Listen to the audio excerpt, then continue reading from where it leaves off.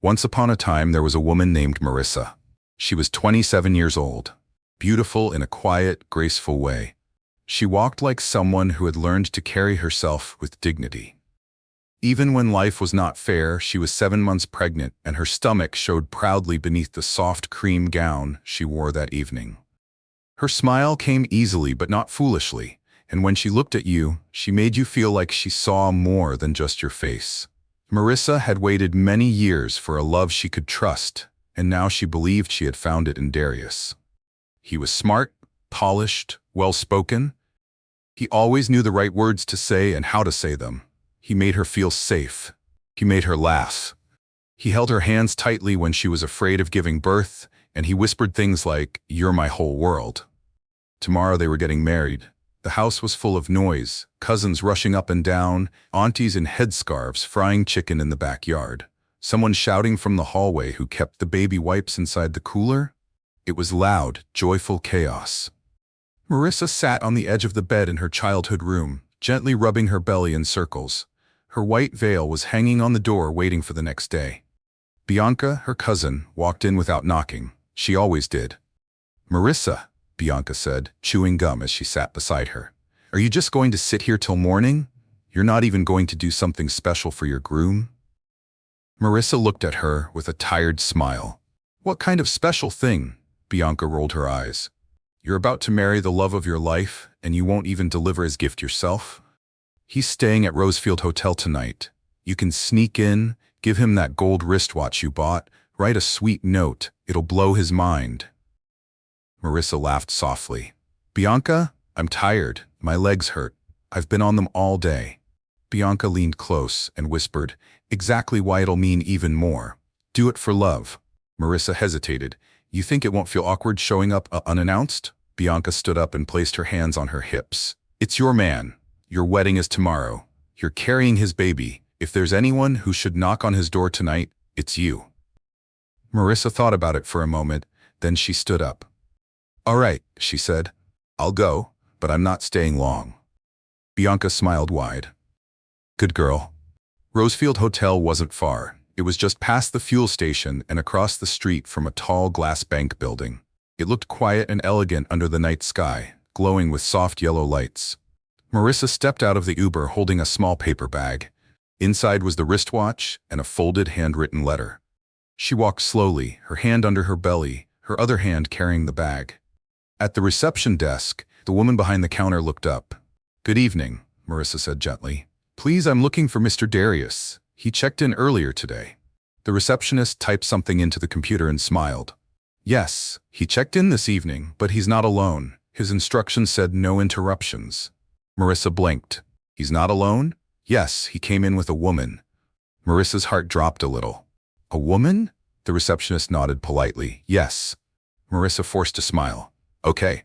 Yeah, thank you." She stepped aside and walked slowly toward the elevator.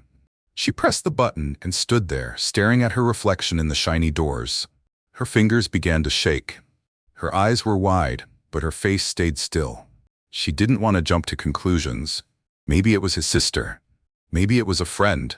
Maybe it was someone from the wedding planning team. But as the elevator opened and she stepped in, something in her chest said, "Go up there, don't ignore this feeling." She pressed the button for the 7th floor. The hallway was silent. The air was cold. Her slippers made soft tapping sounds as she walked down the red-carpeted floor. She passed room 708, then 710. Then she paused. Room 712. The door wasn't open, but she could hear voices, muffled at first, then laughter, and then a sound she didn't want to hear. Moaning. Her hand covered her mouth before the scream could escape. She moved closer, placing her ear carefully near the doorframe. It was Darius's voice, clear, calm, laughing. "Marissa is too emotional these days, always talking about our future. I'm only marrying her because of the baby. If she wasn't pregnant, I'd be out." A woman giggled. "You're wicked." "She thinks this is love," he said, "but she's nothing without that baby. Once the wedding is done, I'll control everything." More kissing sounds. The bed squeaked, then silence followed by more moaning. Marissa's lips trembled. Her eyes filled with tears, but they did not fall. Her breath caught in her throat. These weren't just words. They were wounds she'd heard before. A different voice, years ago, saying the same kind of lies. She had forgiven once, trusted again, and now here she was, reliving an old hurt with a new name.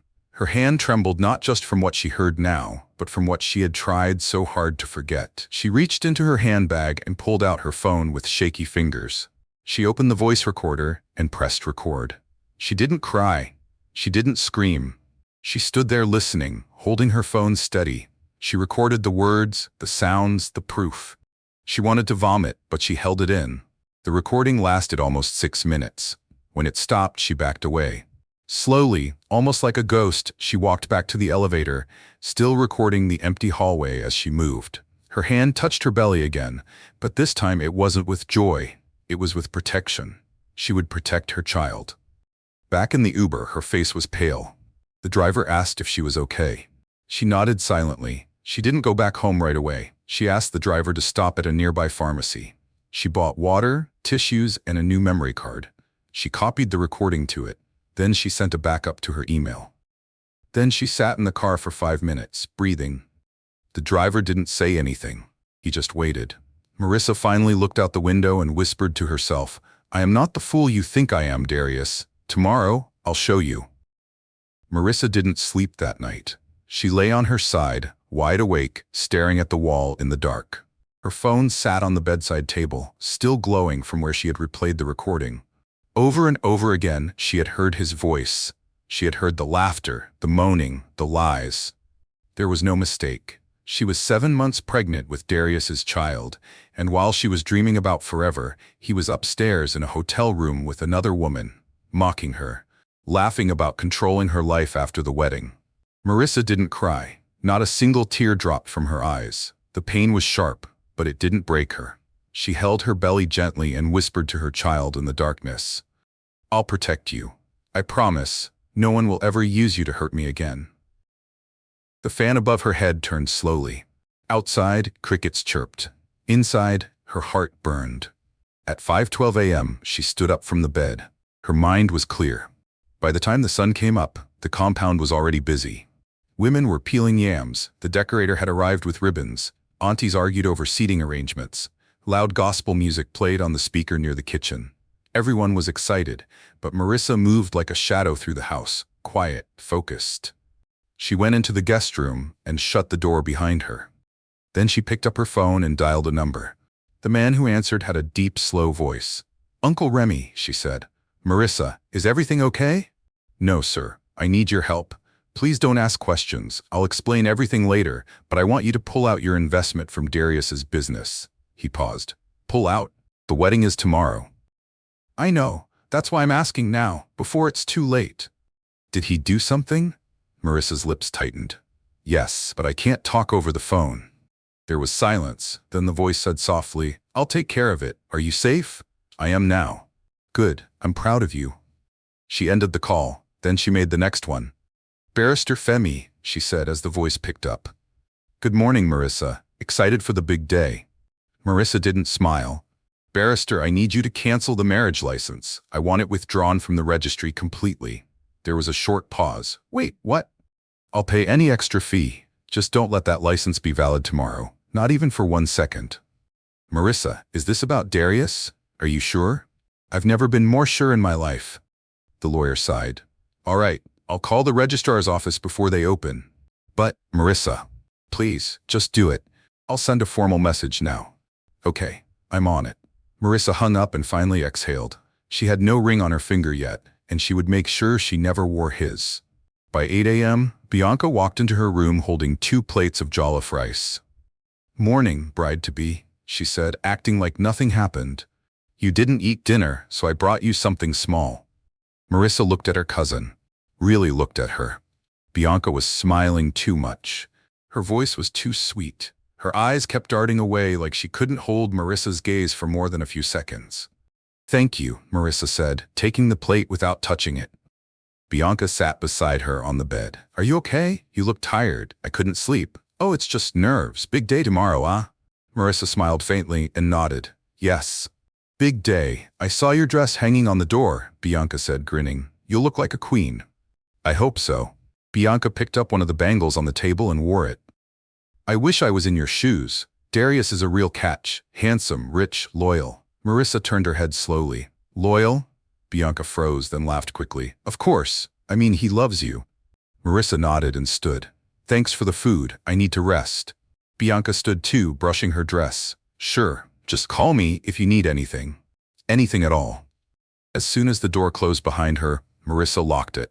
Then she walked to the mirror and looked at her reflection. She touched her hair, her belly, her face. Tomorrow I'll show you who you played with, she whispered. Later that afternoon, Darius called. She let the phone ring twice before picking up.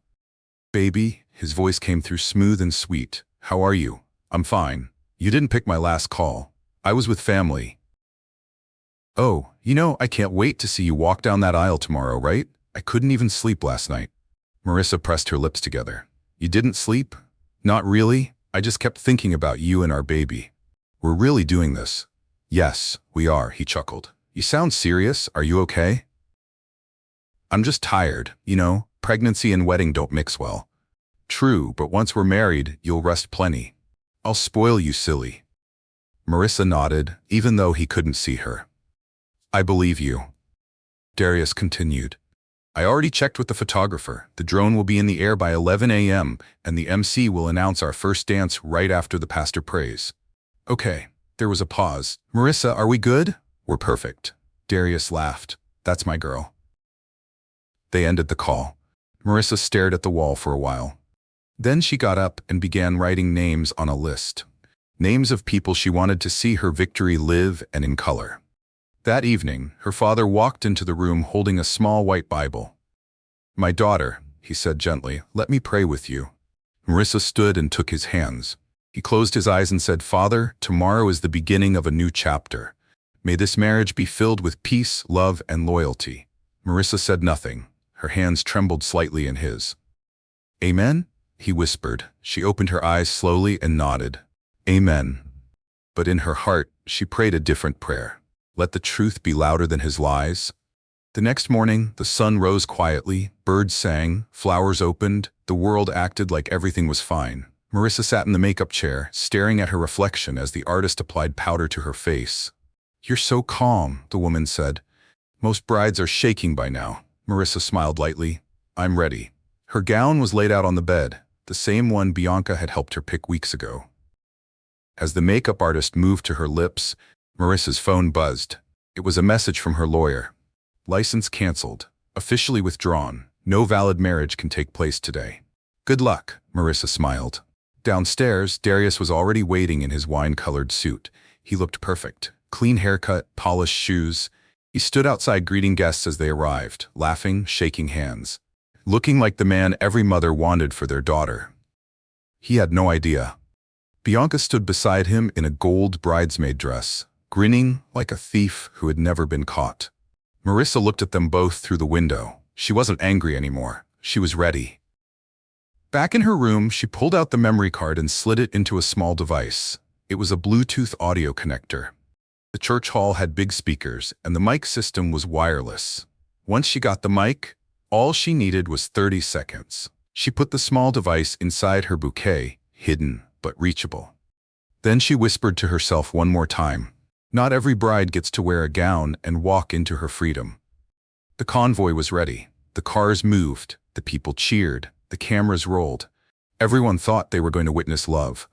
But Marissa was taking them to war. The church stood tall with white walls and gold ribbons tied on every window. Inside, chairs were neatly arranged. Pink and cream flowers filled the altar. A giant banner above the stage read, Welcome to the wedding of Darius and Marissa. People laughed, whispered, took photos. Ushers moved around fixing small things, arranging chairs, pointing guests to the correct side. The choir tested their microphones. Everything was perfect, or so they thought. Outside, Darius stood proudly near the church entrance, shaking hands with his groomsmen. He wore a sharp white suit with black velvet details. His wristwatch sparkled in the sun. Every now and then, he checked his phone, smiling. His friends clapped him on the back. Today is your day, bro. You pulled a smart one. Marissa is top class. God really favored you. Darius laughed loudly. I told you, didn't I? When a man knows what he wants, he goes for it. Bianca stood nearby in her bridesmaid gown, pretending to take photos of the decorations. She stole glances at Darius, biting her lower lip. When their eyes met, she quickly looked away and smiled to herself. But inside she was burning with pride. She thought she had won. She had slept with the groom the night before the wedding, and her cousin Marissa had no idea. Meanwhile, inside a different car, Marissa sat still like stone. Her makeup was flawless. Her face glowed. Her veil covered her face softly. Her gown fit her perfectly, white silk that floated like water around her. People were watching from outside as her bridal car pulled into the church compound. Children screamed, "The bride is here." Phones came out. Guests rushed forward to get a picture. Inside the car, Marissa stared straight ahead. She did not smile. She did not blink. Her hands rested on her belly, but her fingers were wrapped tightly around the bouquet that held the small device inside. Beside her, her father whispered, "Are you ready, my daughter?" Marissa turned to him slowly. "Yes, Daddy, I'm ready." The door opened. She stepped out, and just like that, the air changed. Every guest stood to their feet, heads turned. Some gasped, "Oh, Marissa looks like a queen. She's so beautiful. God really created this one with extra time." She walked gently, each step deliberate, her face calm but unreadable. The sun touched her skin like it knew she was the main event. As she entered the church, the organ began to play softly. The ushers guided her in. Darius's face lit up when he saw her. He couldn't stop smiling. He leaned toward his best man and whispered, "She came. I was starting to think she'd change her mind." The man chuckled. "You're lucky. Not every woman will carry your child and still look this good." As Marissa walked slowly down the aisle, her eyes locked on Darius's. She didn't look left or right. She didn't wave. She didn't smile. Darius thought it was nerves. He smiled even wider and whispered, "You look amazing." Marissa said nothing. She reached the altar. Her father gave her away and kissed her forehead. She took her place beside Darius and turned to face Pastor Ben. The pastor smiled at them and raised the microphone. "Good morning, everyone. Today is a special day, a day where love wins, a day where two hearts become one."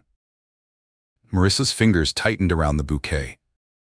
Her heart was beating like a drum inside her chest, but her face stayed calm. She looked at the pastor. Then she looked at Darius. She waited. The pastor continued for a few minutes, blessing the couple, talking about unity, love, and trust. Then he looked at Darius. "Groom, it's time to say your vows." Darius smiled proudly. He took the microphone. "Marissa," he began, "from the first day I met you, I knew you were special. You brought peace into my life. You brought joy. You brought a future." He turned slightly, facing her. "You carry our child, and with each day, you carry more of my heart. I promise to love you, protect you, and be your partner in everything. Today, I give you my word, forever." Everyone clapped. Some people wiped their eyes. Bianca watched from the front row with a small grin. She kept glancing at the couple and then down at her phone, secretly recording everything. Darius handed the mic back to the pastor. Now it was Marissa's turn. The pastor turned to her. "Bride, your vows, please." Marissa didn't move. There was a pause. Then she slowly took the microphone. But instead of speaking, she reached down into her bouquet and pressed the button on the small device. It connected. The sound system crackled. A second later, a voice played loudly from the speakers. "Marissa is too emotional these days, always talking about our future. I'm only marrying her because of the baby. If she wasn't pregnant, I'd be out." A woman giggled. "You're wicked. She thinks this is love, but she's nothing without that baby. Once the wedding is done, I'll control everything." More moaning, kissing, laughter. Gasps filled the church. People looked around in shock. Is that Darius's voice? Wait, what is happening? Someone stood up. "Turn it off." But Marissa stepped forward. "No," she said calmly, "let it finish." Darius's face turned white. He reached for the microphone, but Pastor Ben held him back. "Marissa," the pastor said, "what is this?" She turned to face the crowd. "This," she said softly, "is what happened last night. While I was home praying for this day, this is what my groom was doing." She held up the microphone. "That was recorded on the 7th floor of Rosefield Hotel. Room 712. That's where my groom and his real lover spent the night." Gasps turned to murmurs. Phones came out. People began recording. Darius stepped forward, trying to speak. "Marissa, it's not what you think." She turned to him sharply. "Not what I think? You mocked me. You said I was nothing without this baby. You laughed with another woman in a hotel room while I lay awake believing in us. Darius reached for her hand. Please, let me explain. She pulled away. Don't touch me. Bianca stood now, pale and shaking. She tried to leave the row quietly, but Marissa's voice rang out. Oh, and before anyone asks who the other woman is, look no further. She pointed at Bianca. Meet my cousin, maid of honor, bridesmaid, and the woman my groom slept with last night. The church exploded. Women screamed. One woman fainted. Darius froze. Bianca covered her face and sat back down. Pastor Ben looked like he couldn't breathe. Marissa removed the veil from her face. She lifted her head and looked out at the guests. I came here today to marry a man I thought loved me, but instead I found out the truth, just in time. She took off her engagement ring and dropped it on the floor. I won't cry today. I won't run. I will walk out of here, head held high, and raise this child in peace, alone. She stepped off the altar. People stood to their feet, shocked, unsure what to do. Darius stood frozen in place, his mouth open, but no words coming out. Marissa turned to the choir. You may start singing now, but not for a wedding. Sing for freedom. Then she walked down the aisle, bouquet still in hand, dress flowing behind her like a queen in battle. As she reached the doors, the choir began to sing. Guests clapped, slowly, then faster, then loudly. Phones were everywhere. The bride didn't look back once. Outside, the sun hit her face, fresh air filled her lungs, her baby kicked, and for the first time in days, she smiled. Outside the church, Marissa stood under the hot sun, holding her gown up slightly so it didn't drag on the ground. Her bouquet, the same one that held the hidden Bluetooth device, now hung loosely by her side. She wasn't crying. Her face was calm, but there was something new in her eyes. Strength. The kind of strength that comes from heartbreak. The kind that doesn't need noise to be heard. A small crowd had already followed her out. Some were trying to talk to her. Others just stood back, watching in silence. A woman from her father's church came close, her voice soft. Marissa, my daughter, are you okay? Marissa looked at her with a steady gaze. I will be. Someone else shouted from behind. What happened inside? Is the wedding canceled? Another woman replied before Marissa could speak. Canceled. She exposed him. The groom was cheating with her own cousin. Gasps echoed. Some guests who had not entered the church yet were now rushing to their cars, whispering into their phones. Inside the church, the atmosphere had turned cold. No music, no joy, just shame and confusion. Darius was still standing at the altar, his hands shaking, his mouth moving, but no words coming out. His mother, Mrs. Mardu, ran to him from her seat. Darius, what is this nonsense? Is it true? Tell me it's a lie. Darius looked at her with wide eyes. Mommy, I don't know what she's talking about. She slapped his shoulder. You don't know? We all heard the recording, your voice, your wicked laugh. Are you mad? You disgraced this family. Mommy, please, she shouted over him. You brought shame to this church, to this family, with a pregnant bride and your cousin-in-law. Darius rubbed his face. I didn't mean for this to happen.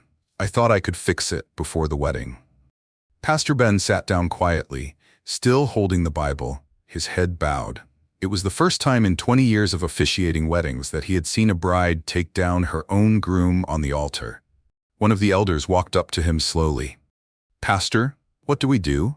Pastor Ben lifted his head. We pray. At the same time, Bianca tried to sneak out through the side entrance. She kept her head down, holding the edge of her gown, her hands shaking. She had lost all color in her face. But just before she reached the door, two women blocked her path. You're going nowhere, one of them said. After what you did, you still have the nerve to walk away like nothing happened? The other added, Really? Bianca looked around helplessly. Please let me go. I didn't mean... You didn't mean what? To sleep with your cousin's fiancé the night before her wedding? Bianca's eyes filled with tears. It was a mistake. The first woman laughed bitterly. A mistake that lasted all night, in room 712. Bianca tried to push past them, but more people had surrounded her now. Some were shouting, others were recording. She knew she couldn't escape. Meanwhile, outside, Marissa's father came up behind her and placed his hand gently on her shoulder. My daughter, he said, let's go home. Marissa turned to him slowly. I'm not done yet. He looked confused. But what else is left? You've said everything. You've already walked out. Marissa's eyes didn't blink. There's one more thing. She turned around and began walking back toward the church. Her father followed. "Marissa, are you sure?" "I'm sure," she said quietly as she reached the door. The crowd stepped aside. Even those who didn't know what was going on moved away to make space for her. Her gown flowed behind her like a storm returning. She stepped back into the church. The silence was loud. Darius saw her and took a step forward. "Marissa, please, I know what I did was wrong, but don't walk away like this. We can fix this." Marissa didn't stop walking until she was back at the altar. She looked straight at Pastor Ben. "Sir, may I speak one last time?" He nodded slowly and gave her the mic again. Marissa turned to the guests. "I want to say something, not just for me, but for every woman who has ever been lied to. For every woman who carried a man's child while he carried secrets. For every woman who trusted love and was paid with betrayal." She turned to Darius. "I gave you everything, my heart, my time, my body, and now my child. I stood by you when others doubted you. I defended you when people warned me. And still, you laughed behind my back with another woman." She looked around at everyone. "But I will not cry. Not here, not today. Today, I choose myself." Then she turned and looked directly at Bianca, who had been forced to sit down in shame. "Blood should protect, not betray," Marissa said. "You weren't just my cousin. You were my friend, my sister, and you knew everything. Still, you did this." Bianca lowered her head. Marissa turned back to the pastor. "With respect, sir, this wedding cannot continue." The pastor nodded slowly. "It is your right." Marissa took a deep breath, held her belly again, and looked straight into the camera. "One last time. I may walk out of here alone, but I walk out whole, not broken, not ashamed. I am still a bride, just not to a liar." And then with the mic in her hand, she walked down the aisle once more. But this time, the guests stood and clapped one by one. The sound grew louder, faster, stronger. A few women wiped their eyes, some whispered prayers, even the choir joined in, singing softly as she passed. "I am strong, I am brave, I am rising today." Outside, the media had arrived. A reporter rushed forward. "Miss Marissa, are you still going to marry Mr. Darius?" Marissa looked straight at the camera and said, "I came here in a wedding dress, but I leave in my power." She entered the car. Her father followed. "Let's go home, daughter." The door closed. The engine started. The crowd stood back, and slowly the car drove off, leaving behind flowers, decorations, and a ruined groom. Back in the church, Darius collapsed into the front pew. His mother was pacing beside him. "I warned you about women like Bianca, didn't I?" Darius rubbed his face. "Mommy, I didn't know it would go this far." She shouted. "Didn't know? So you thought she would never find out with her brains? You think all women are fools?" A church elder came to them. "Please leave this place. This is God's house, not a place for shame." Mrs. Mardu helped Darius to his feet. They walked out with their heads low. Bianca was nowhere to be found. Somehow she had managed to escape during the commotion, but her name would not escape people's lips for many months to come. Later that evening, Marissa sat on her bed barefoot, her dress folded beside her. Her hair was loosed, her makeup was half wiped. Her body was tired, but her eyes were alive. She held her belly gently and spoke softly. "It's just you and me now. We're gonna be okay." Her phone buzzed. It was her godfather, Uncle Remy. She picked up. "Marissa," his deep voice came. "I've spoken with my people. My investment in Darius's business is withdrawn. His accounts will freeze in 2 days." Marissa nodded. "Thank you." He paused. "And I'm proud of you. You did what most women fear to do. You stood up." Marissa smiled faintly. "I had no choice." "No," he said. "You had a choice and you chose yourself." She ended the call. Then, she looked at the wedding invitation still pinned on her wall. She took it down slowly and dropped it in the trash. The next morning, Marissa opened her eyes slowly. For a second, the room felt strange, quiet, still. No decorators rushing around, no aunties shouting from the backyard, no loud gospel music, just silence. She sat up in bed and rubbed her stomach gently. Her baby kicked once, like a reminder that she wasn't alone. Her gown from the day before was hanging quietly by the door, no longer glowing. The bouquet had already been taken apart and thrown in the trash. Her veil lay crumpled on the chair. She had walked out of her wedding yesterday. And today, the world would know. Marissa picked up her phone. 10 missed calls from Darius, 14 from Bianca. Messages were pouring in non-stop. She opened Instagram. Her name was trending, Marissa the Brave. Tashed room 7 twash tash the altar bombshell. Someone had posted a video of her speech at the church and it had already crossed over 200,000 views. She didn't know whether to laugh or cry, but she felt one thing clearly. Peace. In a hotel across town, Darius sat on the edge of a hotel bed, his head in his hands. His eyes were red and swollen. He hadn't slept. His phone buzzed again, another call from his lawyer. He ignored it. Then came a message. Your investor has officially withdrawn all funds. Your company's accounts are frozen. We need to meet now. Darius groaned. How did everything fall apart in one day? He whispered to himself. His business was in trouble. His wedding was ruined, his reputation was burnt to ashes, and Bianca had stopped answering his calls since last night. He stood up and paced around the room. He wanted to scream. Later that afternoon, he finally gathered courage and called Marissa again. This time she picked up. Hello, her voice came. Marissa, he said, sounding tired. Please, can we talk? There's nothing to talk about. I know I hurt you. I know I destroyed everything, but please, I didn't plan any of this to happen. You're right, she said quietly. You didn't plan for it to come out. You planned to lie, to use me to take everything. I swear, Marissa, I never meant to use you. Then why did you say it? Why did you laugh about me with another woman the night before our wedding? I was drunk. I was confused. I was stressed. Save it. There was silence. Then Marissa continued. I carried your child. I trusted you with my life, and you gave your body to my cousin. You planned a future where you controlled me like property. I was scared, okay? He said, his voice cracking. I didn't feel ready for marriage. I didn't know how to say it. I thought maybe if we just went through with it, I'd grow into it. You should have told me. Not betrayed me.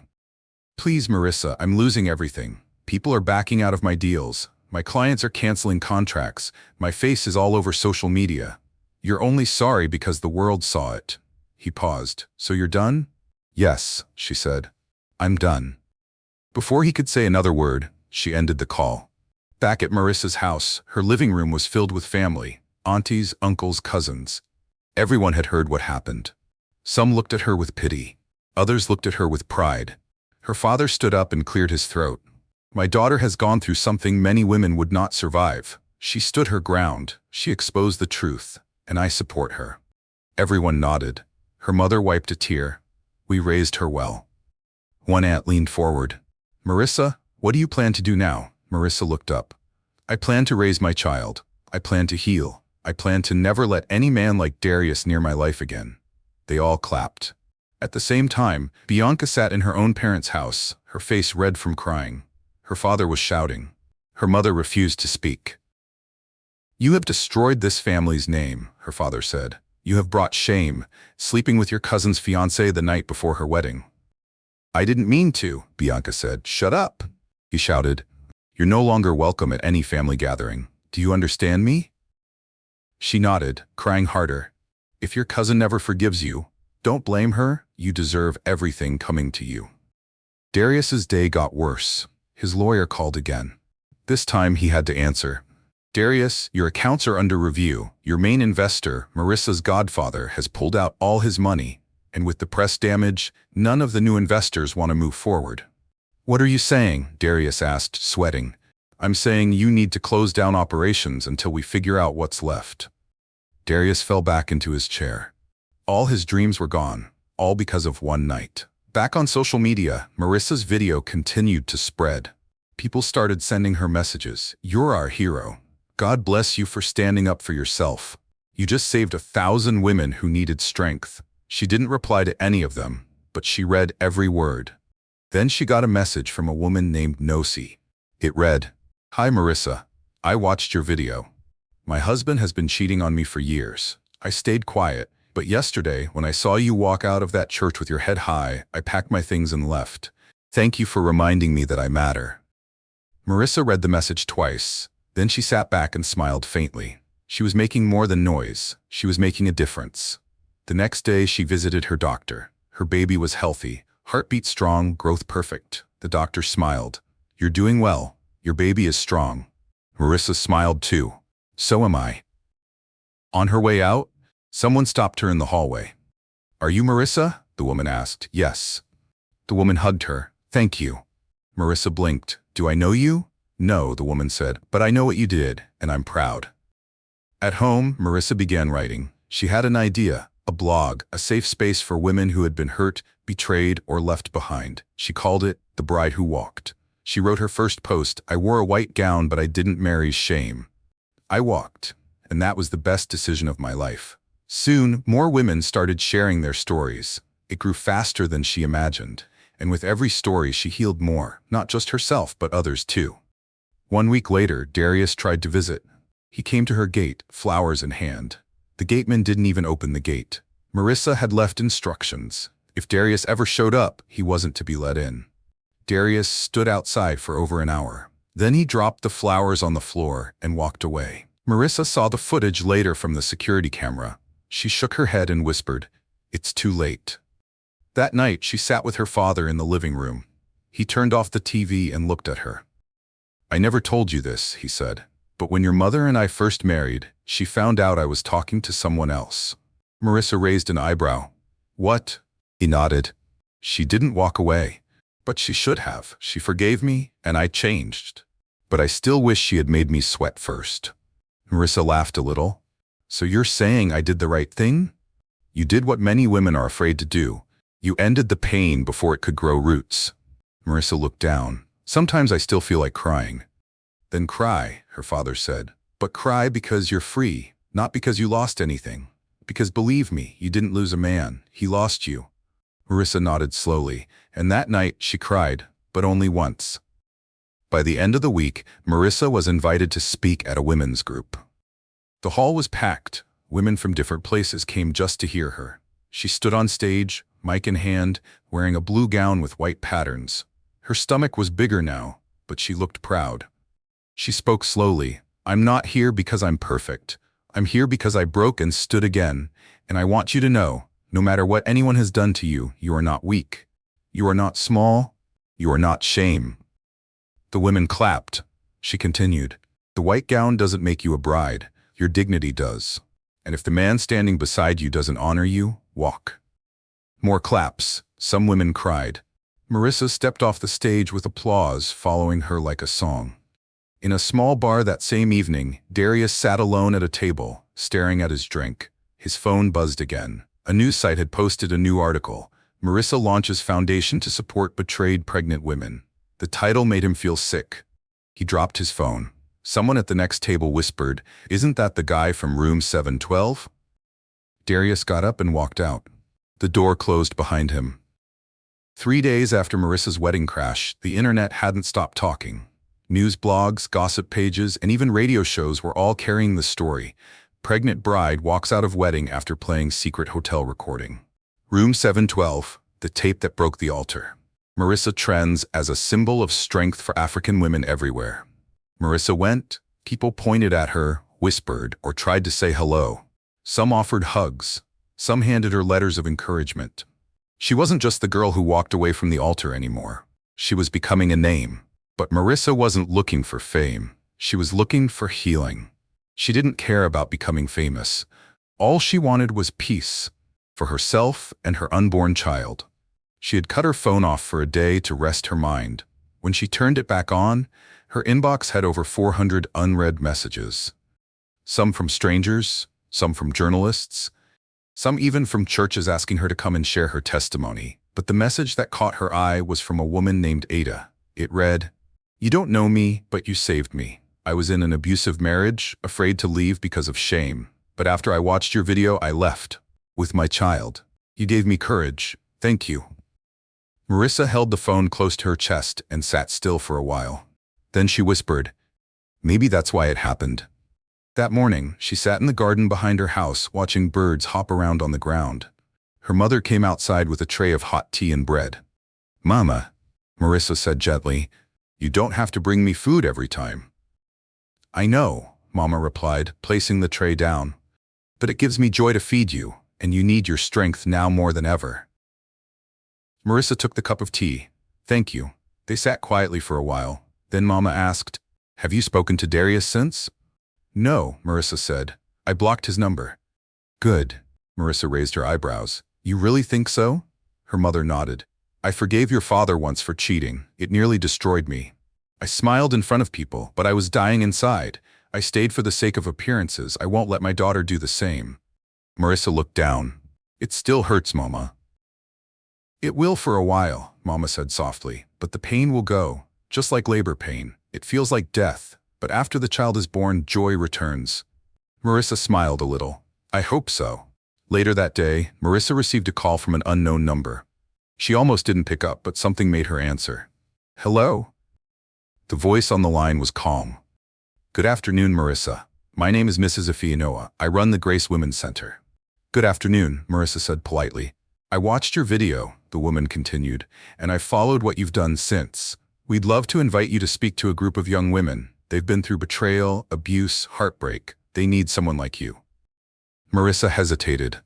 I'm not a speaker, she said. You are now, the woman replied gently. Marissa thought for a moment. Okay, I'll come. The next Saturday, Marissa stood inside a small hall with plastic chairs and standing fans. About 25 women were seated, some old, some young, a few with babies in their laps. Marissa wore a simple blue gown. Her baby bump was showing clearly now. She held the microphone slowly and looked around the room. I'm not here to talk like a celebrity, she began. I'm just a woman who almost gave her whole life to the wrong person. The room was silent. She continued, I believed love was enough. I believed loyalty was enough, but I forgot to believe in myself. The women listened closely. I wore the dress. I walked the aisle, but I walked out because peace is better than a fake marriage. A few people nodded. I'm not ashamed of walking away. I'm proud, because sometimes the strongest thing you can do is say no. When she finished, the women clapped. Some had tears in their eyes. A few rushed forward to hug her. One woman said, I haven't smiled in 2 months. You just reminded me that I'm still alive. Another whispered, I wish I had your courage 10 years ago. That day, Marissa didn't just speak. She connected. She healed a part of herself she didn't know needed healing. Back at home, her father watched a video of the event on his phone. Hey, he muttered to himself, my daughter is becoming a public figure. His friend, Mr. Emma, sat beside him. She deserves it. She did what no one expected. She exposed that boy and walked out with dignity. True, her father nodded. But I hope it doesn't become too much. Mr. Emma asked, has Darius tried to come again? No, the father said, and if he does, I'll be waiting at the gate myself. They both laughed. Meanwhile, Darius sat in a dark office, flipping through papers. His assistant had quit 2 days earlier. His lawyer was avoiding him. Most of his staff had already packed up and left. His once bright light company was now empty. A knock came at the door. Come in, he said. A man walked in. Sir, they've taken the delivery van. Darius looked up slowly. Which van? The Toyota. The company we leased it from sent people to collect it. Darius nodded. Okay. The man turned to leave, but paused. Sir, can I be honest? Darius looked up. The man spoke quietly. You ruined everything. We were building something good. Then you let your ego destroy it. Darius didn't reply. The man left. Darius sat there alone, the walls around him closing in slowly. In another corner of town, Bianca sat in her room scrolling through comments on her Instagram page. Homewrecker. Disgrace to women. You deserve every bit of this. She had turned off comments, but the messages kept coming. She hadn't gone outside since the wedding. Her family refused to let her attend gatherings. Her mother hadn't spoken to her in a week. She tried calling Darius again. No answer. She left a message. Darius, I'm suffering too. Everyone is blaming me. You said we'd figure things out. Please call me. She dropped the phone and cried into her pillow. But no one came. Marissa, on the other hand, had begun writing. Not just blogs anymore, but full letters to women who messaged her. She printed them, signed them, and mailed them one by one. Her blog, The Bride Who Walked, now had over 20,000 followers. She shared simple stories, real stories, and women replied with theirs. One day she got a message from a 17-year-old girl named Peace. My uncle has been abusing me for months. I was afraid to speak out, but after reading your story, I told my aunt. She took me away. Thank you for giving me the push. Marissa wiped her eyes. She knew now that what had broken her was now helping others heal, and that was bigger than anything she had lost. One evening, she stood in front of a mirror, rubbing coconut oil on her belly. Her best friend, Udu, was on a video call. So you're really not gonna date again? Udu asked. Marissa laughed. I didn't say that. I'm just saying I'm not looking. Well, the way these men are moving online, they're looking for you. Let them keep looking, Marissa said. I'm focusing on me, on this baby, on my peace. Udo smiled. You're glowing, girl. Marissa smiled too. It's the peace. That night, she went to bed early. But before closing her eyes, she whispered to her unborn child, I want you to know, you were never a mistake. You are the best thing that came from the worst moment. I will protect you, and I'll show you what it means to be strong. The room was quiet. The fan turned slowly, and for the first time in weeks, Marissa slept deeply. No nightmares, no tears, only rest. The small signboard that once read Darius Solutions Limited had fallen halfway off the wall. The office windows were dusty. The reception area, once full of life, was now empty. The secretary's table was gone. The couch had been moved. The AC didn't work anymore. Darius walked into the office building slowly, carrying a brown envelope under his arm. He didn't look like the same man from 3 weeks ago. His beard was rough, his shirt was wrinkled, his shoes had dust on them. He stood in front of what used to be his private office and turned the handle. The door opened, but the desk inside was already covered with a white cloth. Someone had started clearing out. He dropped the envelope on the desk, then sat on the chair and looked around. Everything was gone. His staff, his investors, his clients, even the laptop he used daily had been taken by the leasing company. The only thing left in that office now was silence. Darius bent over and held his face in his hands for a long time. He didn't move. Earlier that week, his final investor had called him. Darius, we can't continue, the man said firmly. Your name is bad for business right now. I know, sir, Darius replied. But please, just give me 1 month, I can fix things. It's not about fixing things, it's about trust. And right now, nobody trusts you. The call ended. That was the third call like that in 1 week. After the viral wedding video, more than 5 major clients pulled out of their contracts. 2 real estate firms canceled meetings. One of their suppliers refused to work with them anymore. It wasn't just business that collapsed. It was Darius's image, and he didn't know how to rebuild it. At night, he returned to his parents' house in the village. He had no more money to stay in hotels. His mother, Mrs. Mardu, opened the gate and sighed when she saw him. So now you're back, she said without smiling. Darius nodded. She looked him up and down. I told you women like Bianca would ruin you, but you thought you were smart. Darius entered the house quietly. Mama, please. I'm tired. I'm tired too, she shouted. Tired of seeing my son disgraced all over the internet. What were you thinking? He didn't answer. She continued, your cousin came here 2 days ago crying. You won't marry her. You ruined Marissa's life, and now you want to ruin mine too. Darius sank into the chair. I didn't mean for this to happen, he said softly. His mother threw her hands in the air. But it happened. Then she walked away and slammed the door behind her. Bianca was not doing any better. Her family had cut her off. Her friends had stopped replying to her messages. Even her workplace suspended her after her name kept trending for the wrong reasons. She sat alone in her room, scrolling through her phone. Comment after comment. You're the reason some women never trust female friends. Marissa gave you a home, and you gave her betrayal. Shame on you, Bianca. She threw the phone on the bed and cried. She tried calling Darius again. Still no answer. She sent a text. I know we made a mistake, but you promised me something real. Please don't leave me too. No reply. She sat on the floor, hugging her knees. Back in town, Marissa was resting on her couch when her friend Udo visited. Marissa, you need to see this, Udo said, holding out her phone. Marissa looked up. What? Udo showed her a news post. Darius's company closes doors after weeks of scandal. Marissa took the phone and read the article slowly. She handed it back. I'm not surprised. Udo sat down beside her. People are saying you destroyed him. Marissa turned her head. I didn't destroy him. He destroyed himself. True, Udo nodded, but still, it must feel strange. Marissa looked at her belly. It feels like justice. They both sat in silence for a while. Then Udo smiled. You know, some men have been asking me if you're single. Marissa laughed softly. Tell them to rest. I'm still healing. Fair enough, Udo said. But they're serious, oh? One of them said he'd wait until after you give birth.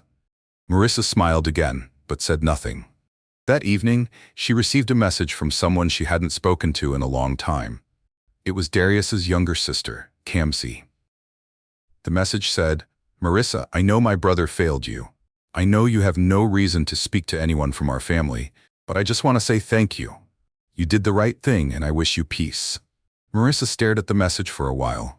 Then she replied, "Thank you, Kamsi. That means a lot." The next day, Marissa sat in a cafe with a woman named Auntie Neka. She was a popular women's rights advocate and had been following Marissa's journey online. "Marissa," she said, stirring her tea, "do you know what you've started?" Marissa smiled a little. "No, I just did what I had to do." "You started a movement," Auntie Neka said. "You gave women a new way to see themselves, not as victims, but as voices." Marissa lowered her eyes. "It still feels strange." "It should," Auntie Neka said. "Change always feels strange, but it's needed." They talked for an hour, and before leaving, the woman said, "If you ever want to work with us, speak for us, fight with us, you have a place." Marissa nodded. "Thank you. I'll think about it." 2 nights later, Darius stood outside Marissa's house. He had nothing in his hands, no flowers, no gift, just himself. He looked thinner, his eyes were dull. He knocked gently on the gate. The gateman opened and frowned. "Who are you?" "Tell her it's Darius," he said.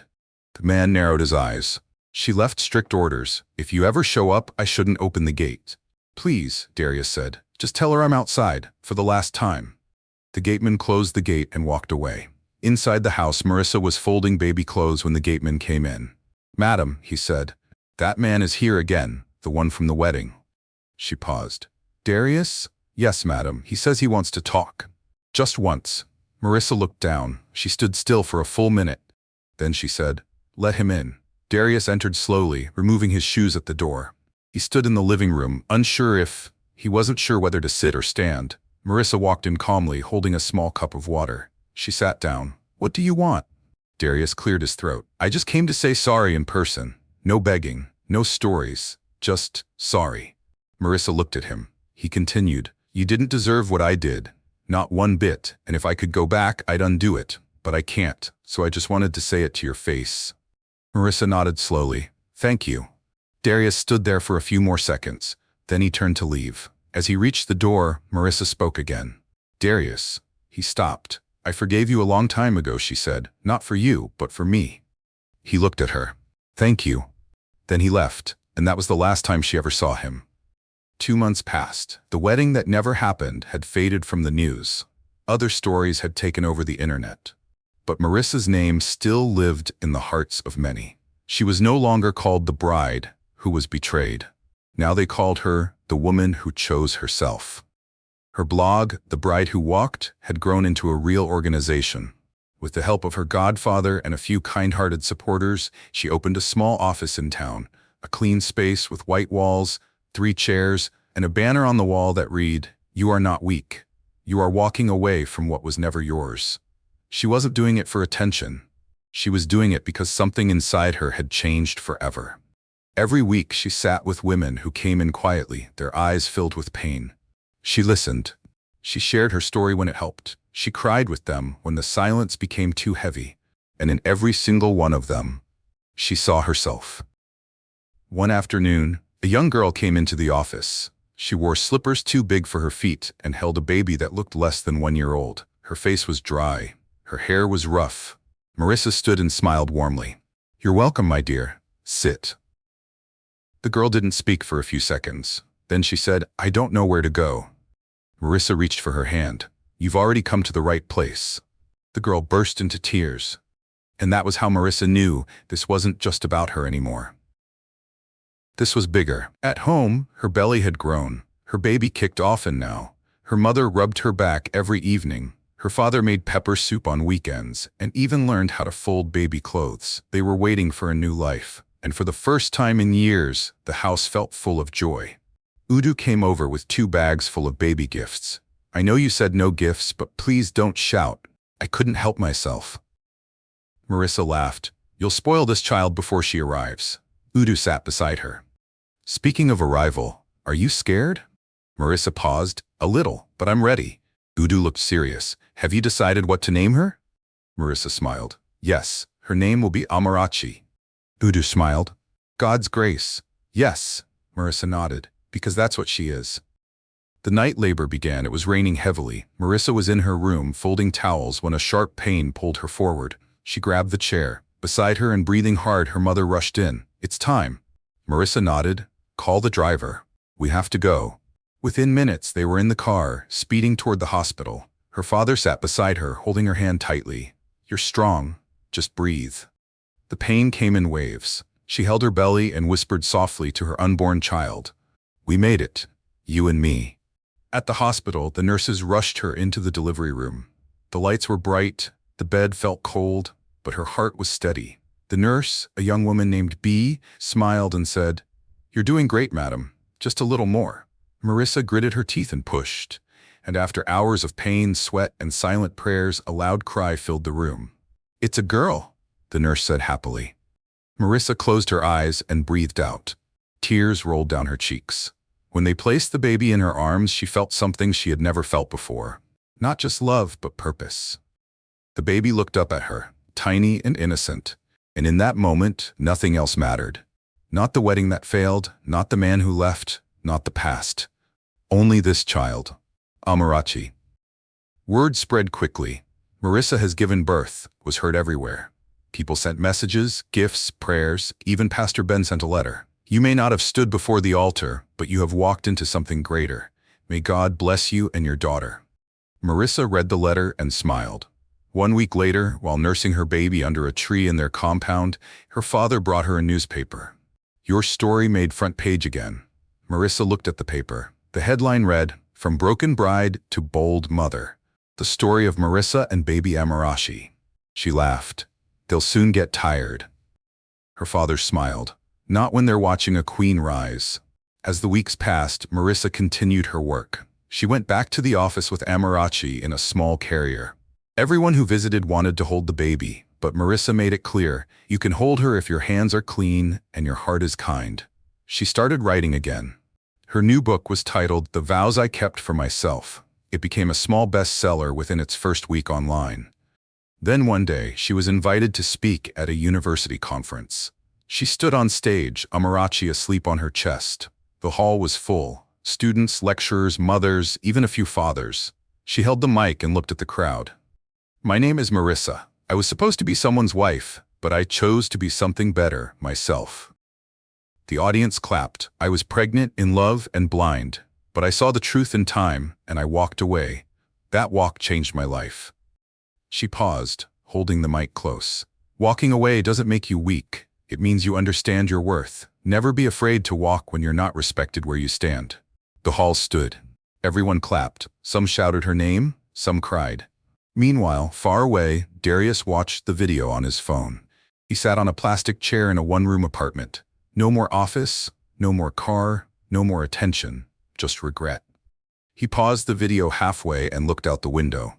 He knew he had lost more than just a wedding.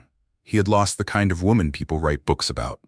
And this time, no amount of begging would bring her back. At night, Marissa lay in bed beside Amarachi, who was now 3 months old. She watched her baby sleep peacefully and smiled. She picked up her phone and opened her blog. The newest message read, "Dear Marissa, I was about to end my life last month, but your story gave me something to live for. Thank you." She placed the phone down slowly, wiped her eyes, and whispered, "Thank you, God." Then she kissed her daughter on the forehead and said, "You saved me, my child. Now I will spend my life saving others." The moonlight touched the room softly. A new chapter had begun, and this time it wasn't about weddings or music.